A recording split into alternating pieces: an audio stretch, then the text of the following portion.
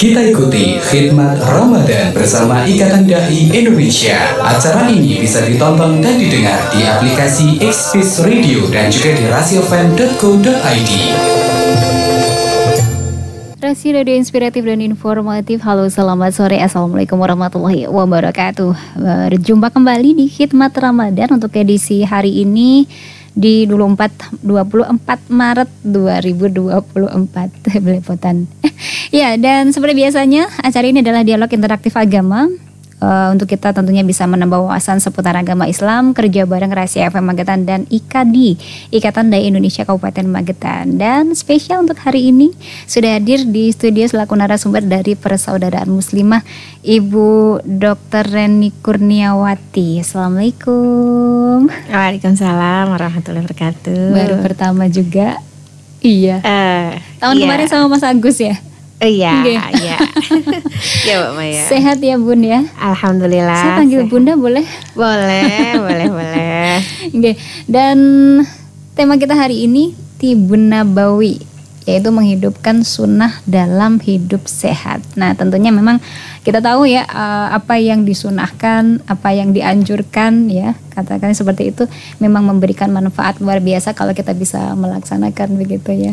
Betul sekali Mbak Maya. Baik, dan tema ini menarik sekali untuk kita bisa bahas nanti kurang lebih sampai jam 5 sore. Untuk Anda sahabat Rasi yang pengen bergabung, silakan interaktif di 0351896137 atau bisa di nomor WhatsApp 081130200906 dan satu lagi di kolom chat di Xpeace Radio. Jadi yang belum install segera install ya, biar bisa nontonin secara live untuk siaran Radio Rahasia FM Magetan, termasuk acara spesial khidmat Ramadan di Ramadan hari ini, begitu ya. Baik, monggo Bunda dimulai. Ya, terima kasih Mbak Maya. Bismillahirrahmanirrahim. Assalamualaikum warahmatullahi wabarakatuh. Waalaikumsalam warahmatullahi wabarakatuh. Selamat sore bagi pendengar Rasi FM sekalian.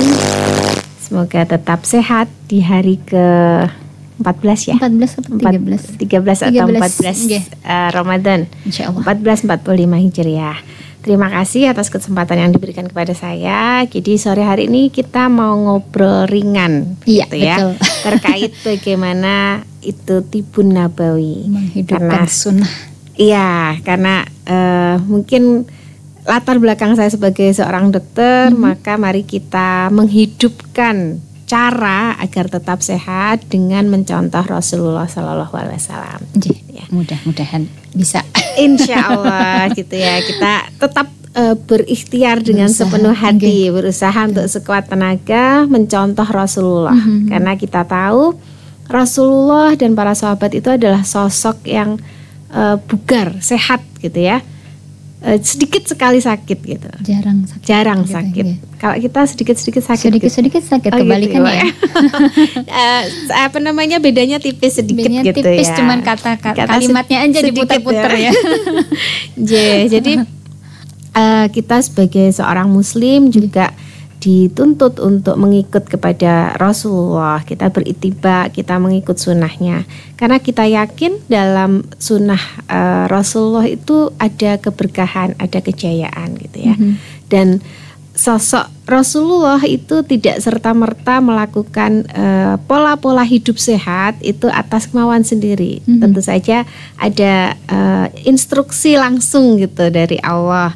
Ada ilham yang Allah berikan kepada beliau sehingga menghasilkan sosok yang sehat dan bugar gitu. Dan yang jelas kalau kita sebagai manusia zaman sekarang bisa mengikuti pula apa yang dicontohkan ya, tentunya kita juga akan mendapatkan manfaat yang luar biasa. Betul sekali. Ya. Nah, ini mungkin berkenalan sebetulnya apa sih ya Tibun Nabawi gitu ya. Tibun Nabawi itu kalau secara sederhana gitu ya, karena saya bukan ahli bahasa Arab, nanti mohon maaf kalau ada salah-salah. Jadi Tibun itu pengobatan. Nabawi itu berasal dari Rasulullah yang tentu saja bersumber pada Al-Quran dan Sunnah. Nah, ketika kita mengupas tentang Tibun Nabawi, berarti kita sedang belajar nih bagaimana tentang kesehatan menurut Al-Quran dan Sunnah yang sudah dibawa oleh Rasulullah, sudah diterapkan oleh Rasulullah seperti itu. dengan cara-cara sunnah tadi ya. Iya, betul sekali.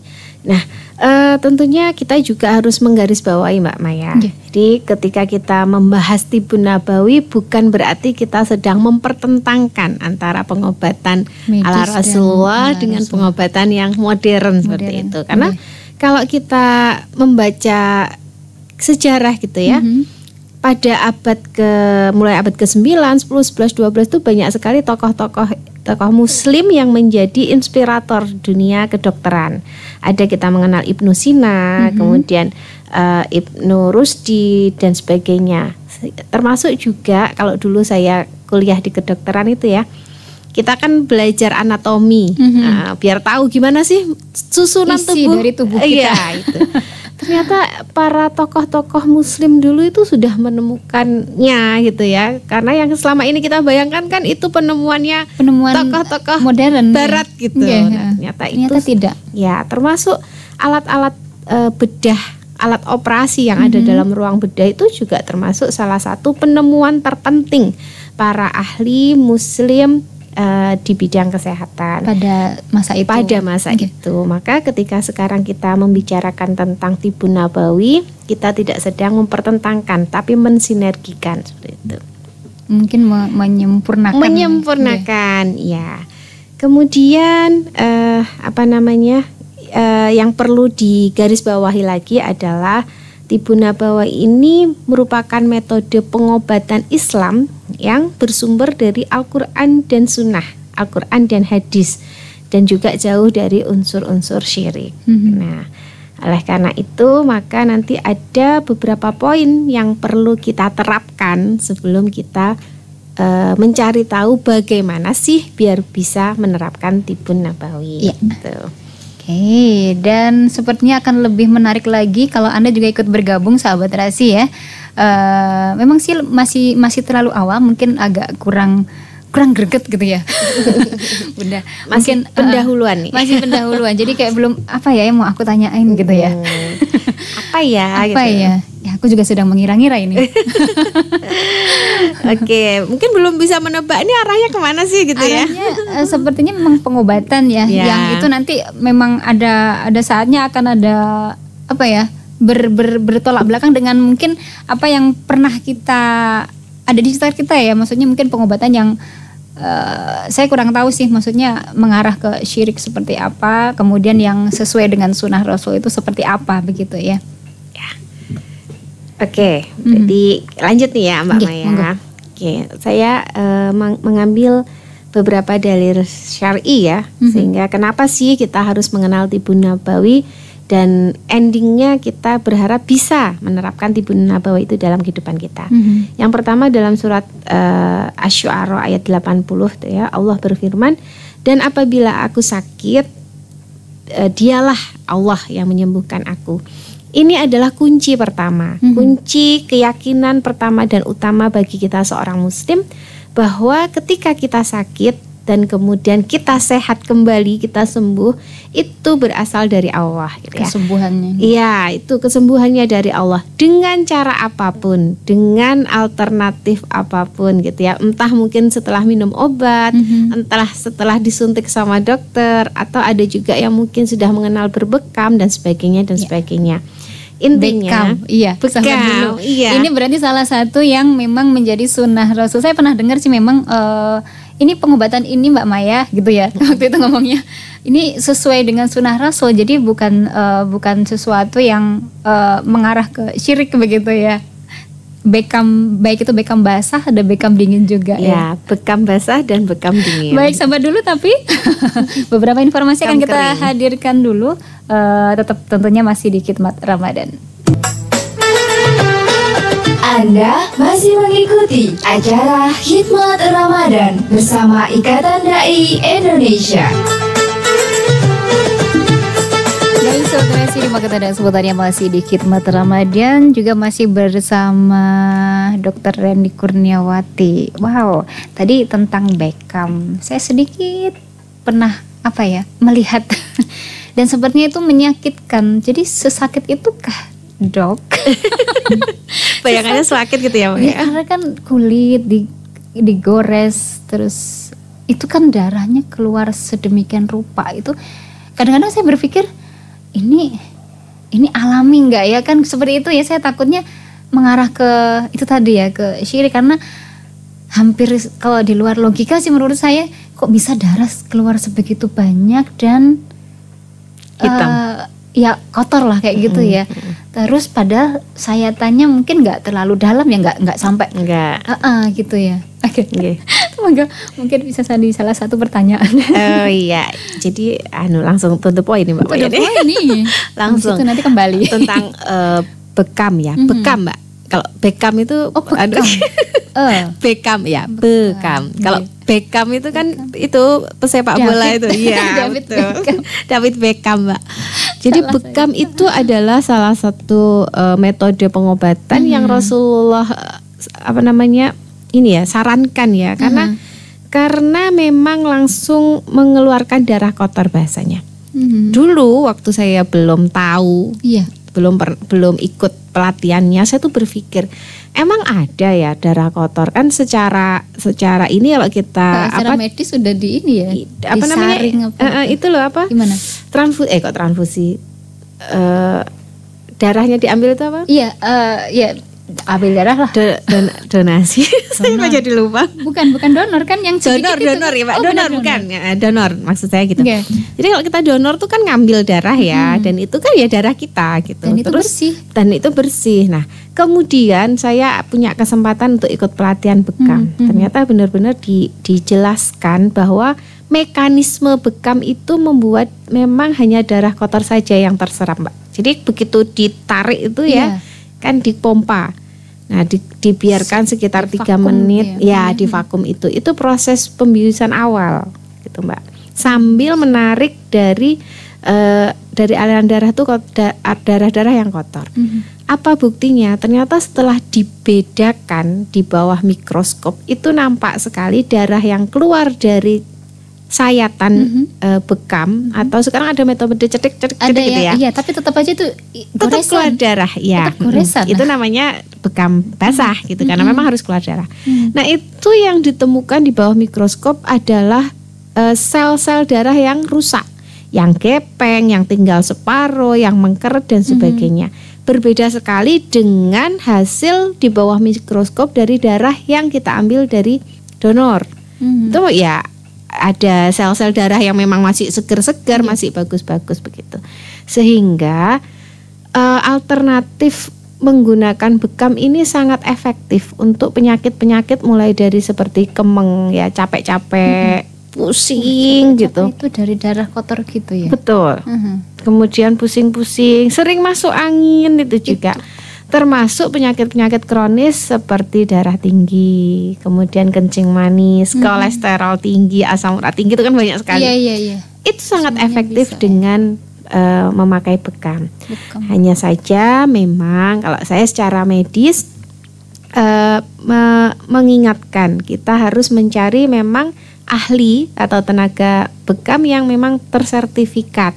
Artinya beliau sudah melewati berbagai macam pelatihan dan ujian tentang bagaimana menjaga tetap steril gitu, dan menggunakan tahap-tahap bekamnya ini yang aman dan benar seperti itu. Tapi untuk kondisi pasien ya, aku bilang pasiennya aja ya. Itu mungkin apakah ada maksudnya ada yang tidak diperbolehkan untuk melakukan bekam ini? Bekam. Ada Mbak. Jadi beberapa kondisi yang memang sebaiknya tidak bekam saat itu. Pertama, ketika dia mengkonsumsi obat-obatan pengencer darah. Nah, itu memang tidak diperkenankan bekam, karena darah yang keluar bukan sekedar darah yang kotor yang sudah rusak. Iya, karena pengencer darah itu menyebabkan ya darah lebih encer gitu ya. Jadi ketika disedot itu keluar. Sehingga kalau orang dengan konsumsi obat pengencer darah disarankan untuk menghentikan dulu penggunaan minimal 2-3 hari baru kemudian bekam. Terus yang kedua, kondisi kita sangat lemah.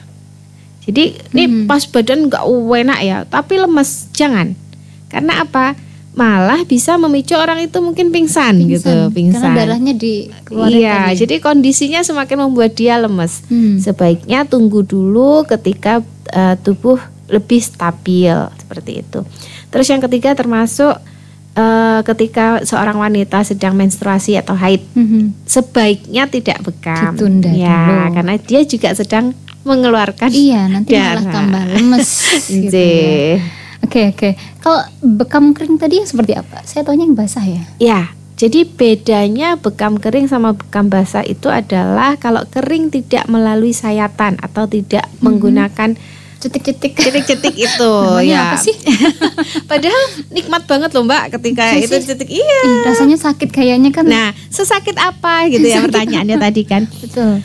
Proses ketika vakum, saya bilang tadi kan pembiusan. Nah, kalau yang orang terbiasa pijet itu ya mungkin setara dengan itulah, ketika vakum serut itu seperti kayak pas dipijet. Pijet itu kan kalau orang yang nggak biasa swakit.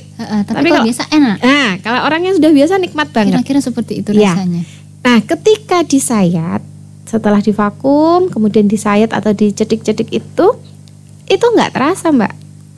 Jadi tidak seperti yang dibayangkan itu akan sakit gitu, enggak, karena proses pembiusan saat vakum itu sudah bekerja. Nah, saat dia dilukai ya bahasanya, dilukai itu maka tidak akan semengerikan yang dibayangkan. Kalau kita sudah menikmatinya, wah itu luar biasa. Saya kadang menghitung itu tuh 1, 2, 3, 4, 5, 6, 7, 8, lebih dari 12 sayatan dalam satu kali vakum itu. Saya membayangkan satu sir gitu aja sakit. Berarti itu tidak sakit ya? Iya. Sudah nanya testimoninya yang waktu itu disayat? Katanya nggak apa-apa sih, tapi saya nggak percaya. Ya, ada yang bergabung dulu, aduh nggak jadi. Sebentar, Pak Warna silahkan. belum. Jadi kalau yang tetap mengeluarkan darah ya untuk yang kering untuk juga. Yang basah, yang kering nggak? Yang kering jadi enggak? Tidak melalui proses penyayatan atau cedik-cedik. Jadi hanya divakum aja Mbak. Sepertinya itu lebih enak deh. Nah, nggak kalau masuk angin atau lagi cuape cukup dengan bekam kering. Sebentar, ada alat yang waktu itu pernah saya beli itu kayak definisinya adalah kerokan ya. Kerokan, tapi bentuknya tuh kayak vakum gitu ya. Jadi disedot juga kayak gitu. Kayak gitulah. Pokoknya disedot gitulah kayak. Ya. Itu apakah termasuk? Sebentar saya terima dulu untuk Pak Warno, nanti keburu jatuh dia. Assalamualaikum. Waalaikumsalam warahmatullahi wabarakatuh. Iya. Ini saya agak kurang sehat. Oh iya. Rasanya ini mager banget. Males gerak gitu. Iya. Masuk terus angin ini Pak Warno gimana? Saya pernah bekam. Sampai seusia saya 74 itu baru sekali dan merasakan itu ternyata nggak sakit dan enak betul. Ini testimoni nih. Langsung. Kaki saya yang kiri itu kan apa istilahnya jari wong Jawa kanda. Itu setelah dibekam gitu tuh tertarik ke atas gitu loh. Terasa itu kayak ditarik gitu. Pas proses itunya ya Pak ya. Pas proses bekamnya. Ya jadi apa ya, terasa betul gitu. Jadi setelah dibekam itu terus rasanya enak, enteng gitu ya. Tapi ya masih terasa kandel. Tapi nggak kandel. Tapi ini masih ada rasa apa ya, kayak geringingan. Tapi ya udah 50% lah. 50%. Tapi ini sampai sudah berapa bulan saya belum bekam lah. Pengen lagi ya Pak Warno ya. Itu apa penyembuhan luka-luka bekas sayatan itu gimana Pak Warno? Itu gini, saya kan setelah dibekam dengan itu loh suntikan yang kecil, yang untuk melihat untuk cek gula. Ya, itu saya kan pertama itu kan takut gitu, lu nggak popo kan, itu keponakan saya juga, nggak popo gitu. Nah setelah itu disedot itu ya, disedot yang nggak pakai belum dilukai tusuk belum dilukai kuat gitu. Terus setelah itu terus dicacah-cacah gitu. Alhamdulillah kan ngeri kan. Enggak sakit. Ternyata ini saya mau lagi mau dibekam, tapi masih bulan puasa. Nggih. Mudah-mudahan nanti ada waktu untuk bekam kembali ya Pak Warno ya. Oh iya, iya. Terima kasih. Cepat sembuh Pak Warno. Iya, amin. Assalamualaikum. Waalaikumsalam warahmatullahi wabarakatuh. Iya ampun. Ya. Itu kan dicacah-cacah. Ya. Tapi langsung testimoninya kan Mbak Maya. Pak Warno. Gak nyaman banget aku. Warno sudah bersaksi tidak nyeri, itu tidak bahkan nikmat pengen lagi. Lalu itu bekasnya tadi biasanya memang menimbulkan rasa gatal. Rasa gatalnya itu bisa 2-3 hari. Tapi tidak apa-apa, tidak masalah. Hanya catatannya biasanya ketika kita habis bekam itu 2-3 jam setelahnya jangan mandi dulu. Kan karena kena sabun pori-pori sedang terbuka ya habis pas disedot itu. Kemudian lukanya juga masih basah. Nah, itu sebaiknya ditunggu dulu 2-3 jam setelahnya. Cepet banget, tapi 2-3 jam itu perih banget mestinya. Bayanginnya beneran. Ya, alat yang tadi mungkin apakah hanya kayak apa ya? Bekam KW atau gimana ya istilahnya? Karena kan juga nggak sekuat ini. Jadi seperti ini kah mungkin? Oh bukan. Ini kan bekam ini. Ya, kalau ini alat bekam. Oh, yang keren di sebelah sini. Oh gitu.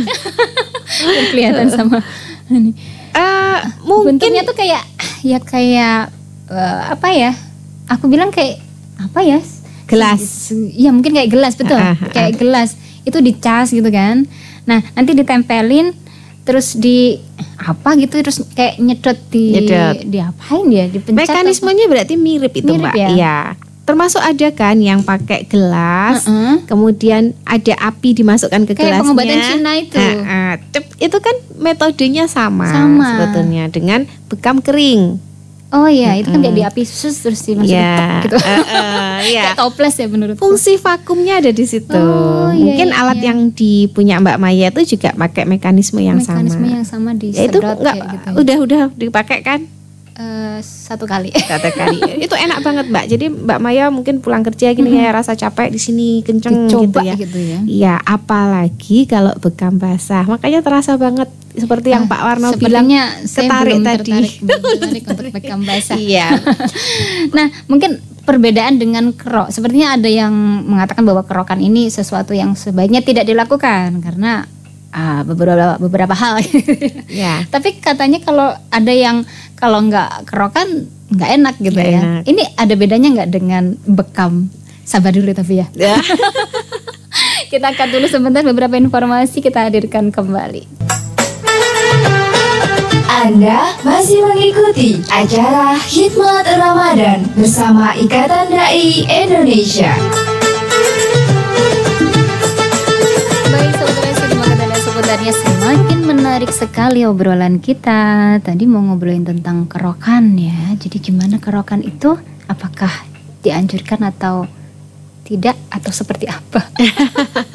Wah, ini saya suka nih dengan pertanyaan Mbak Maya. Langsung to the point aja nih. Point aja karena singkat waktu. Singkat waktu ya. Jadi kalau tadi beda mekanisme dengan bekam ya. Kalau bekam tadi kita memang menarik sel-sel darah kotor atau sel-sel darah yang mati kemudian dikeluarkan dalam tubuh. Nah, mekanisme kerokan ini kan kita menggoreskan benda tumpul di permukaan kulit.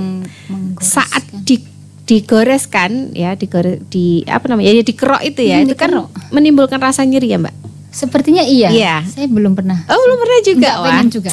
Ini berarti perlu menikmati ya, Pak. Untuk sesuatu yang melukai saya belum ini ya. Jadi ketika kerokan itu dia menimbulkan rasa nyeri, ternyata dia mampu menekan kadar prostaglandin dalam tubuh ya. Ini memang rasa nyeri, tapi setelah itu tubuh menjadi lebih segar. Kenapa? Karena setelah kerokan ternyata dapat melebarkan pembuluh darah. Ketika pembuluh darah kita lebar, maka sel-sel darah, sel-sel dalam tubuh itu akan mendapatkan oksigen lebih banyak, gitu ya. Alirannya juga lebih lancar. Itulah yang menyebabkan orang-orang yang setelah kerokan itu katanya masuk angin jadi sudah nggak masuk angin lagi, jadi lega, yang capek-capek juga lagi menjadi lebih fresh gitu itu. Karena memang ada dampak positifnya. Nah, apakah boleh orang kerokan? Boleh, asalkan tidak berlebihan. Karena apa? Proses kerokan itu akan membuka pori-pori menjadi lebih lebar. Kalau kita tidak menjaga kebersihan, kita ini, maka potensi untuk menimbulkan infeksi akan lebih besar. Sehingga bagaimana kalau mau kerokan, ya silahkan kerokan, tapi dengan frekuensi yang tidak terlalu sering. Tidak terlalu sering. Lalu ada yang bilang kalau kerokan itu di belakang aja lah, di punggung aja, bagian depan tuh jangan gitu. Jadi kenapa itu dampaknya?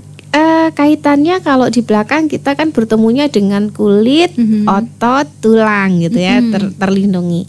Kalau di bagian depan kita terutama di area perut nih, perut, dada, itu lebih sensitif, ada terkena langsung. Kita nanti setelah kulit, otot, nanti ada organ-organ dalam banyak di sana. Berbahaya. Iya, kalau tidak hati-hati ada mungkin yang bisa bergabung lagi. Bisa membahayakan. Bisa membahayakan. Halo, assalamualaikum. Waalaikumsalam. Iya, Bu Sriuni, silahkan. Ya, ini masalah kerokan ya. Kerokan juga. Ini Menarik kayak ini kerokan ya.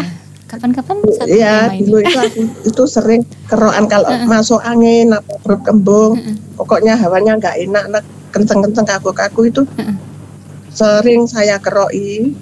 Terus kalau nggak dikeroi nggak sembuh. Terus ternyata aku mikir-mikir kalau dikeroi terus-menerus, otomatis lah tuman, ya tuh Bu.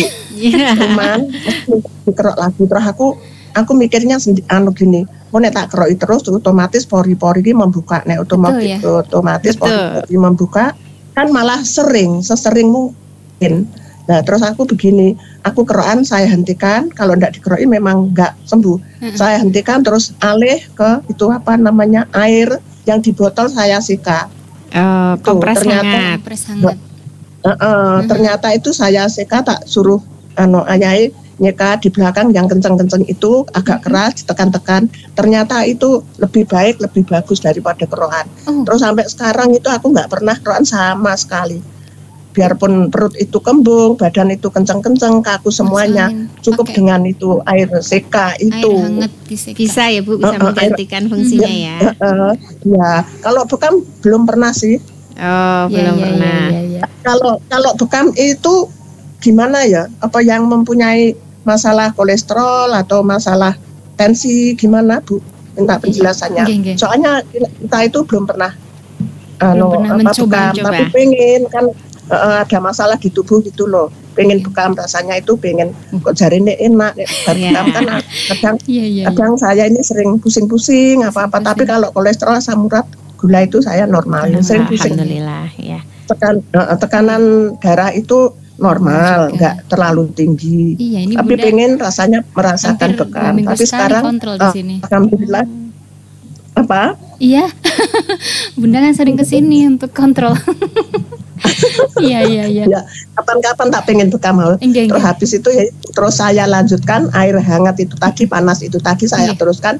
Terus nggak pernah kerokan sama sekali. Alhamdulillah sampai sekarang aku mendingan. Ya, terima kasih waktunya. Sama-sama. Assalamualaikum. Waalaikumsalam warahmatullahi wabarakatuh. Ini ada satu testimoni lagi loh. Ini Bu Nono juga pernah waktu dipijit itu dibekam. Malah saya nggak tahu kalau dibekam loh, nggak terasa Bun. Nggak terasa, masya Allah. Tahu-tahu udah selesai ada darah dan rasanya enak enteng begitu ya. Tapi kalau sekarang saya ditawari bekam saya nggak mau karena takut. Berarti takutnya gara-gara hasilnya. Takutnya gara-gara membayangkannya, padahal ketika menjalaninya baik-baik saja. Iya, tadi sama Bunda Yuning ya. Jadi untuk siapa saja bekam itu, apakah harus kolesterol tinggi? Enggak. Jadi memang bekam itu kan ada beberapa titik dan masing-masing titik itu memiliki manfaat. Sehingga ada yang orang pusing, nanti titiknya akan berbeda. Orang dengan kolesterol tinggi, titiknya juga berbeda. Tapi memang ada 3 titik utama yang biasanya selalu dilakukan untuk keluhan apapun. Jadi apakah harus punya kolesterol tinggi? Enggak. Yang sering pusing, sering vertigo, termasuk sering migrain, kering-keringan itu juga. Asam lambung pun saya pernah ditawari gitu ya, pakai bekam juga.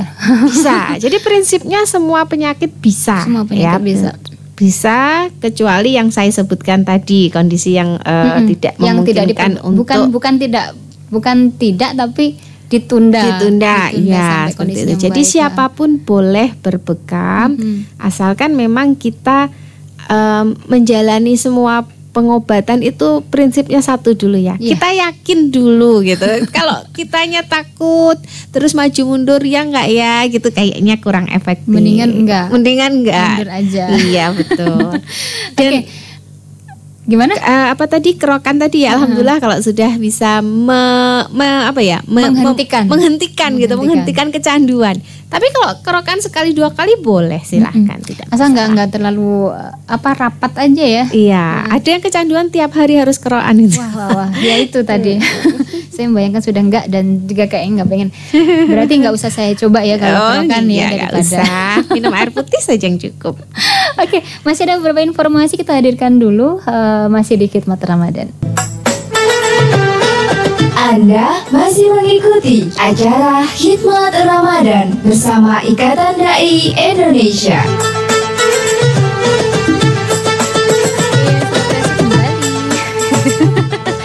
Aduh, sayang sekali aku tuh belum banyak bertanya dan masih banyak yang ingin kutanyakan. Tapi keterbatasan waktu ini bagaimana? Semoga ada kesempatan lain Semoga ada kesempatan lain waktu dipertemukan kembali. Oke lah. Kalau gitu monggo disampaikan untuk mungkin kesimpulan atau beberapa yang tertinggal. Closingnya gitu ya Mbak ya. Iya, closing. Ya, terima kasih sahabat Rasi. Jadi sebetulnya banyak yang belum kita obrolin tentang tibu nabawi. Cuma saya hanya berpesan begini. Kalau kita mau meniru Rasulullah dalam 3 poin saja gitu ya, insya Allah sehat itu akan menjadi bonus yang datang kepada kita. Apa itu? Yang pertama sunnah ketika makan dan minum, yang kedua sunnah saat tidur, dan yang ketiga sunnah untuk berolahraga. Ya, itu adalah 3 pilar utama yang Rasulullah terapkan setiap hari, setiap saat dalam hidup beliau, sehingga menuntun beliau menjadi sosok yang sehat dan bugar sepanjang hidupnya. Contoh ini saja ya. Apakah kita sudah menerapkan bagaimana sekarang makan, baca doa dulu, cuci tangan, makannya pakai tangan, pakai jari gitu ya. Muluk ya. Kayaknya sekarang semakin banyak makan pakai sendok aja, padahal keutamaan makan dengan tangan atau muluk itu tidak tergantikan karena tangan kita sudah dilengkapi dengan enzim untuk membantu pencernaan. Iya, kadang permasalahannya tuh ya karena nyambi gitu jadi sendok ya. Ya itu juga mungkin yang hilang dalam itu sunnah berarti ya makan. Iya, yang hilang dalam kebiasaan makan kita adalah makan dengan penuh perasaan. Kita selama ini makannya disambi nonton drakor, disambi ngerjain dengan laptop dan sebagainya. Akhirnya feel atau rasa bersyukurnya untuk makanan itu kurang. Dan itulah yang mungkin juga mengurangi keberkahan dari nutrisi yang kita makan. Lalu mungkin untuk porsinya pun yang disampaikan sepertiga. Betul, itu juga sunnah ya. Kemudian tidur jangan terlalu malam, malah bangunnya yang lebih awal. Itu kan sunnah Rasulullah. Jangan dibalik gitu ya. Kalau sekarang kita tidurnya tengah malam, bangunnya kesiangan. Besok akhirnya bawaannya sensitif seharian. Single bacok. Single bacok. Dan yang terakhir mungkin terkait olahraga nih. Olahraga kan ada 3 olahraga yang Rasulullah anjurkan kepada kita. Berenang, memanah, dan berkuda. Ada yang bisa salah satunya? Berenang gaya batu, memanah asmara. Satu lagi apa tadi? Berkuda. Pakai itu. Kuda terbang. Sininya kursi nih. Iya. Gak ada kuda. Kuda terbang ya Mbak. Ya jadi itu kenapa kita kok jauh ya dengan Rasulullah sang teladan kita ya, karena kita memang jauh sekali dengan sunnah-sunnah Rasulullah. Bagaimana untuk mencontohnya? Ayo kita sama-sama kembali menghidupkan sunnah Rasulullah dalam kehidupan kita. Wow, semoga bermanfaat sahabat Rasi semuanya untuk Khidmat Ramadan edisi hari ini. Dan lagi-lagi kita mencoba untuk kembali ke sunnah Rasul untuk hidup lebih sehat lagi gitu ya. Makasih Bunda Reni sudah ada di studio. Insya Allah mudah-mudahan lain waktu ada waktu kesempatan untuk bertemu lagi. Amin. Ya, sama-sama Mbak Maya. Senang dia bertemu dengan Mbak Maya sore hari ini. Baik, dan saudara itu tadi khidmat Ramadan untuk edisi hari ini. Mudah-mudahan bermanfaat dan insya Allah ketemu lagi esok di jam yang sama. Selamat sore, wassalamualaikum warahmatullahi wabarakatuh. Terima kasih, baru saja Anda ikuti Khidmat Ramadan. Acara ini dipersembahkan oleh Radio Rasia FM Magetan dan bekerja sama dengan Ikatan Dai Indonesia Magetan.